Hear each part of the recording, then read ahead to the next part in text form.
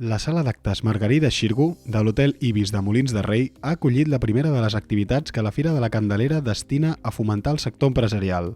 El 5G, el que ens dona la connectivitat, no només en les nostres vides, sinó també enfocat des d'un punt de vista de les empreses.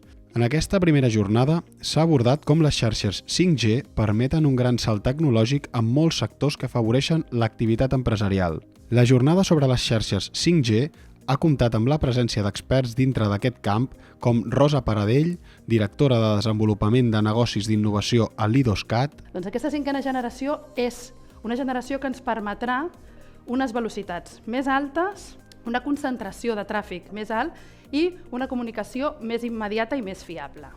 Eduard Martín, director de Connectivitat Intel·ligent de Mobile World Capital. El més important de la tecnologia 5G, sí, són les antenes i tot això, però el més important és aquell core intern perquè és d'una gran potència, molt adaptable funcionalment a les necessitats de les empreses i dels diferents negocis. I Víctor Vera, director territorial d'Empreses a Catalunya d'Orange Espanya.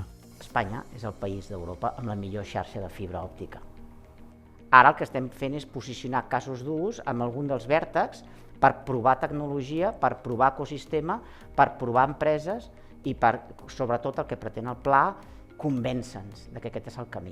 Els experts han posat èmfasi en qüestions com l'aplicabilitat immediata del 5G per als negocis i les administracions, els canvis d'infraestructura que caldrà fer per treure'n tot el potencial o els dispositius que estaran al nostre abast en un futur immediat.